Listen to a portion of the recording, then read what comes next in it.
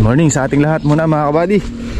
Panibagong araw na naman at panibagong vlog. At syempre panibagong blessing. Dahil every gising po is a blessing. Malamig na. Ay, nalobat yung battery natin mga kabady. Nakakatuwa. Maganda yung magiging resulta o yung nagiging resulta yung ating tinatrabaho dito. Ito, palusong pa lang tayo mga kabady. Ang oras natin ay alas 7:25 ng umaga. Yan. Sobrang lamig mga kabady. Ba't ganito, nagbago na naman. Sobrang init na nakaraan. Ngayon pag umaga at hapon, napakaginaw naman na. Ay. So ngayon, pitas natin ang gulay at spray nitong kalamansi natin dito sa tabing kubo. Sa mga nagtatanong, ang edad po ng kalamansi na to ay 3 taon po ito nung November. So ang edad niya ngayon ay mahigit 3 taon na. Ganyan na siya ka ganito na siya kabilog, ganyan na siya kayabong ito mga kabady. Tapos makapal na yung bilog niya.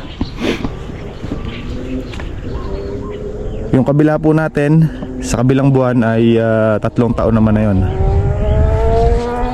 Nauna ng 6 months itong tabing kubo natin. Okay, pakita ko sa inyo mga kabady yung resulta ng ating pinaggagawa dito at ating tinatrabaho. Ayan na, mga namulaklak na sila. Medyo mabango na dito sa loob. Ayan. Ito niya mga kabady, mga puti-puti. Ayan. You know, dami pang lumalabas mga kabady. Interval natin dito mga kabady, isang araw lang. Binago natin dati 2 days eh. So ngayon 1 day lang tayo. Kaya medyo magastos. Medyo magastos tayo sa gamot.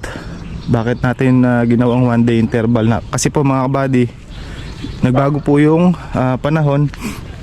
Umihip na naman po yung amihan. Tapos sa hapon mahangin, malamig. Ay, mga aso natin sa malubong. Hey. Kaya ayun mga buddy, nagbago tayo ng schedule ng pag-spray. Dapat to ay every 2 days interval tayo. Pero ginawa ko muna ng 1 day. Oo, magastos mga buddy. Kailangan kasi yun kasi kumbaga yung stage ng ating kalamansi or yung pagpapabulaklak natin ay malalagay sa critical mga kabady, gawa ng panahon nga na lumamig. Kasi pag malamig mga kabady at mahangin, napaka-aktibo po ng mga fruit fly.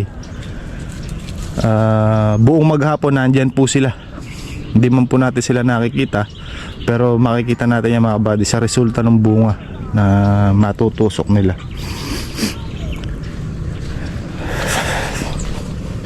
Active sila pagka ganyan, lalo mga kabady pagka ang bulaklak ng kalamansi ay nakabukadkad ng ganito. Yan po kasi napakabango na mga kabady. At saka na-attract sila mga kabady, gawa ng kitang kita kasi nila yan. Bukod sa mabango na, kitang kita nila dahil kulay puti. Pero pag na-absuelto naman at laglag na ang petals niyan, medyo naglalaglag na mga kabady. Kung papasin nyo sa ilalim, itong mga petals na to ay nag-uumpisa na siyang maglaglag ng petals. Pag nalaglag ang petals mga kabady, ganyan magiging resulta. Yun o.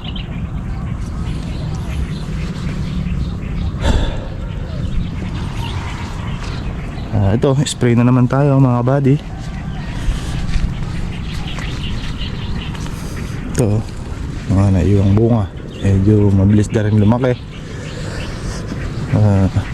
Medyo gumaganda-ganda ang presyo. Ang balita mga kabady ay nung nakaraan 1,500 to 1,600 daw per red bag. Net na yon, malinis na.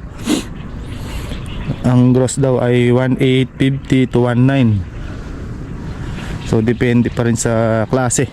Depende sa klase ng kalamansi at depende rin sa dami ng bunga ng kalamansi. Siyempre pagka medyo pulutin, medyo mabababa ng konti yan. Ay, maginaw.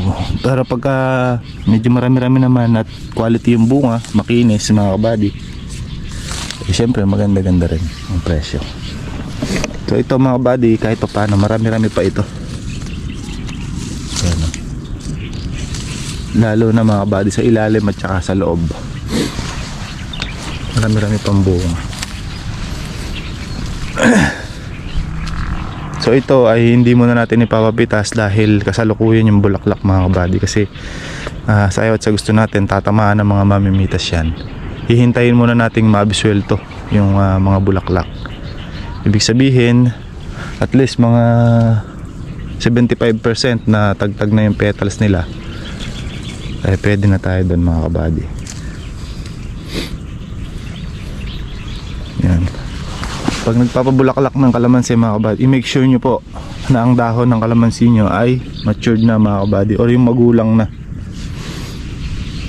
Tapos ang pag-start ng pag-spray mga kabady, pag napansin nyo na at na-monitor nyo na ganito na kalalaki yung sumusulpot na bulaklak, ayan o,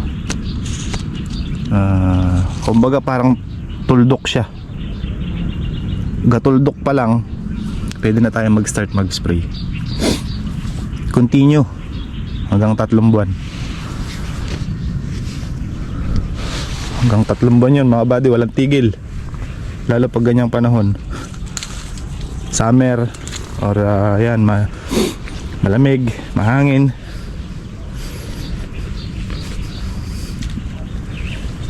Ganun po mga kabady ha. So ayan,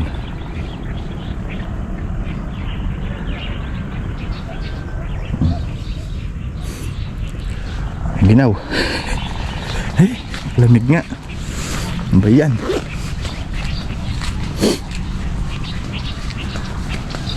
Pag matured kasi ang dahon mga kabady, ay tsak na maglalabas ng magandang bulaklak yan. Kagaya nito, mapapansin nyo to, ayun yung mga bulaklak niya, mga puti-puti. Ayun, yung mga sanga-sanga na yun, oh. Ito pa, oh. Yan. Ito nyo mga kabady, yan pa, yun, lalim. So sa kalamansi mga kabady, kahit na anong bisa mo mag-spray, anong bisa mong mag-alaga, hindi talaga natin mape-perfecto na walang matutusok. Meron at meron. Gaya nito. Sundot po yan. Kaya tinan nyo yung tsura ng buka. Puro bukol na. Meron at meron. Pero ang ano lang natin mga kabady, hindi ganun karami. Tingnan ito. Isang kumpol na naman yan mga kabady. Sabihin na natin ilang piraso yan, 2, 4, 6, 7. Malaglag na yung 4, may 3 pang matitira. Pag basta matured na ganito yung dahon mga kabady, dark na siya. Yan, pwede na. Pwede na ang patubigan at sabugan ng abono yan. Basta na-stress nyo ng at least 20 to 30 days. Yan. Kasi mga kabady, pag nagtalbos yan, yung nagtalbos siya ng bagong dahon na kagaya nito, yung panibagong dahon, ay malimit po na hindi pa yan mamumulaklak. Kailangan ganito. Ito yung dahon mga kabady, dark green. Ayan. Ito yung bulaklak. Tapos ito mga kabady, maga, yung mga singit-singit ng dahon na yan. Gaya nito, ayun yung singit-singit ng dahon niya mga kabady. Ito, ayun, may palabas na bulaklak, oh. Ito pa, ayun pa. Yan. Kaya ang pag-i-spray mga kabady, hanggang loob dapat matamaan, para nun maprotektahan din natin yung bulaklak sa loob.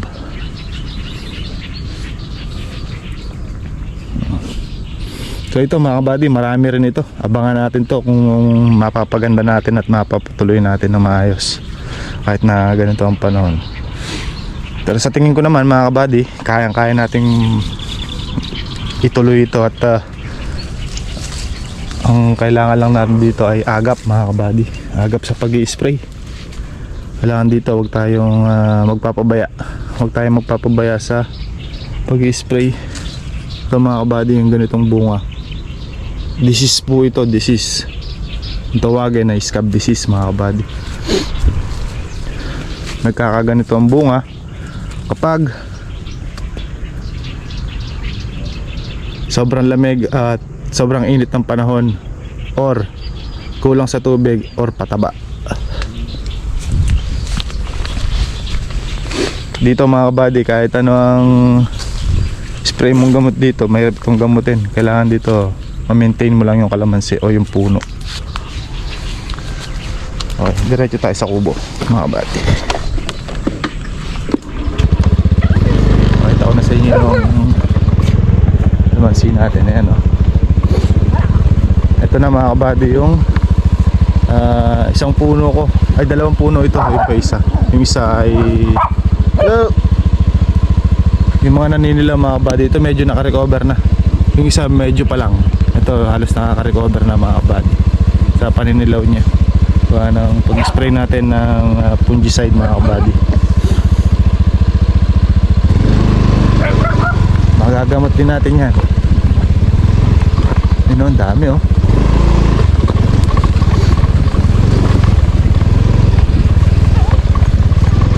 Spray na naman tayo. Another day, another spray na naman.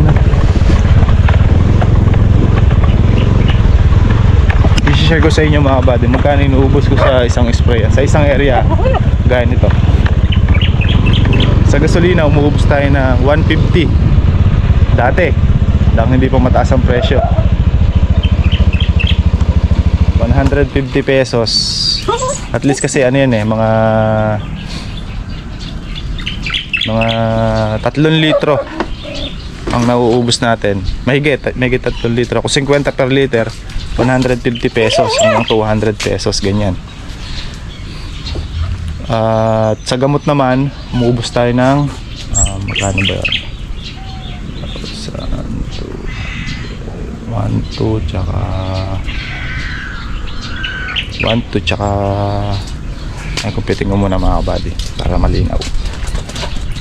40 times 4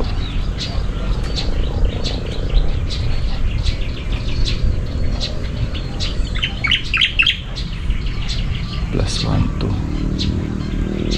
plus gasolina. Sabihin na natin, lagyan na natin 200 yung gasolina natin mga kabady kada spray. So ito ang inuubos natin mga kabady, 3,320. Insecticide tsaka gasolina lang to. Walang kasamang fungicide mga kabady. So yan, inuubos natin. So kung may kasamang fungicide mga kabady ay kulang-kulang ano to, kulang-kulang 4,000. Isang spray lang yon sa isang area. Ganun mga kabady. Eh kung every other day ka mag-spray. Pero ito babaguhin natin to mga kabady. Inaalalayan lang natin itong mga bulaklak natin na lumalabas, tsaka yung mga nakabukadkad na. Gawa ng malamig nga ang panahon. So ganun ang inuubos natin mga kabady. Eh ano yan, dalawang area. Ito tsaka yung kabila. Kahapon na-spray na yung kabila, yung extension. Doon kasi ang interval natin doon ay 4 days. Minsan 3 days. Kagaya nung nakaraan na spray na yan, 4 days naman yan, 4 days interval naman ang gawa natin. So yun lang mga kabady, pipitas muna tayo ng sitaw para maaga tayo mayari. Bago tayo pupitas pala mga kabady, under ko muna yung ating solar kabila sa extension mga kabady. Lilipat natin lona doon at papaandar na natin.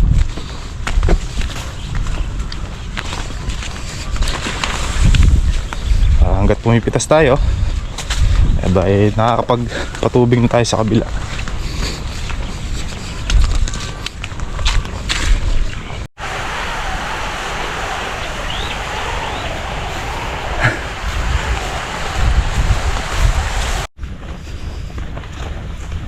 Ayun na mga kabady, naiset ko na yung lona, ando na sa dulo. Karga lang tayong tubig, tapos andar na natin.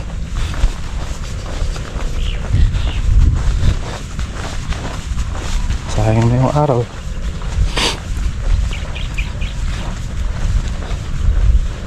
Araw ang ating source ng patubig mga kabady, no?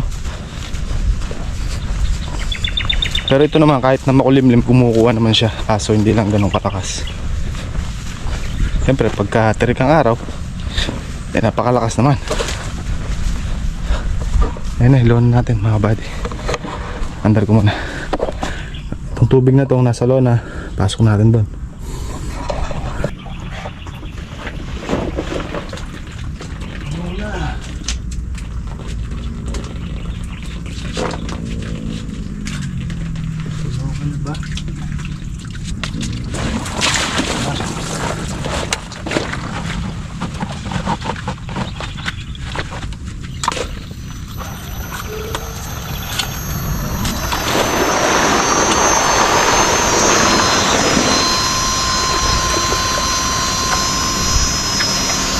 Tara na mga buddy. Kailangan kasi bago natin i-andar ng umaga.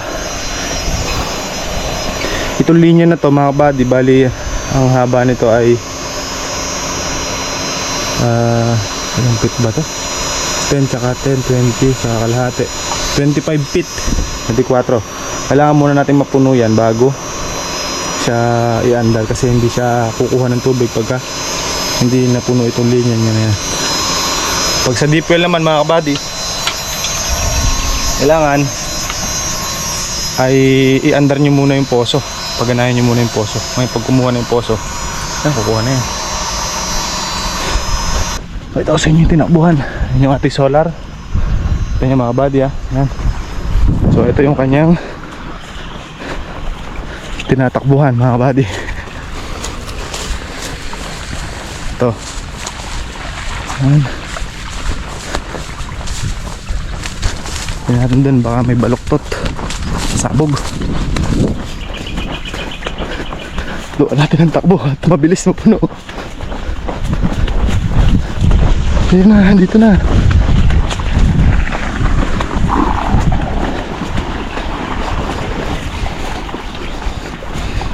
Yan, dito na.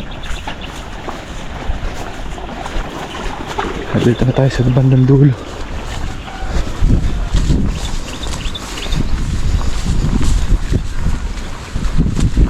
Pag ano mga buddy, gagras kateri na rin namin to.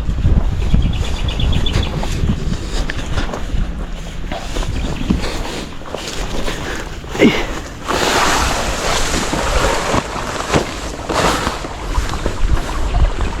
Ayan na. Kasi ito layo.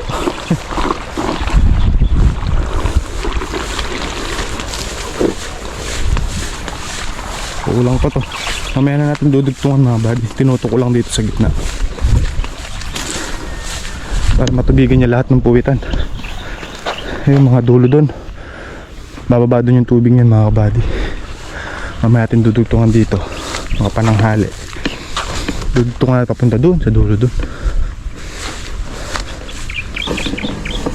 Dito na yung end mga buddy.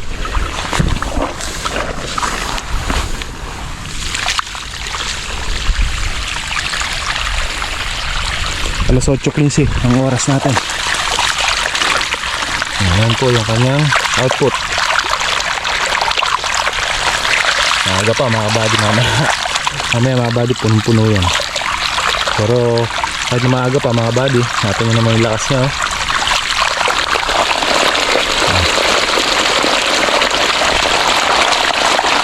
Ayan mga buddy.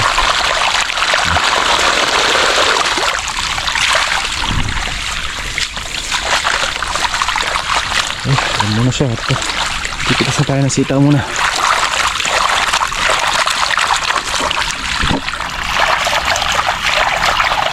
Solve natin sa tubig. Yung kalamansi. May mga bunga dito mga buddy. Oh.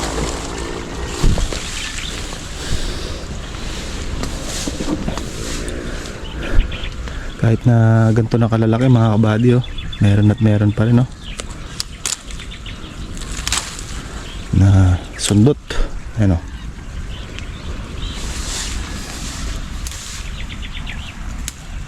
napaka-aktibo nila.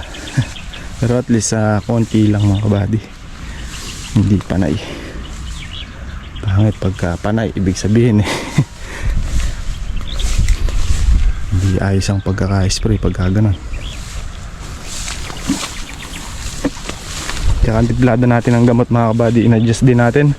Medyo tinapakan natin ng, kung ang takal namin noon ay 5, ngayon mga kabady ginagawa namin 6. Tapos interval 1 day lang pa, isang araw lang din ang interval. So ayan mga kabady, mati solar, magpapatubig muna siya mag-isa dyan. Para tayo ay makapagtrabaho ng gulay. Pitas tayo. Ito mga kabady, oh, ha? Malapit-lapit na mga kabady, may size 2 na, oh. 2-3.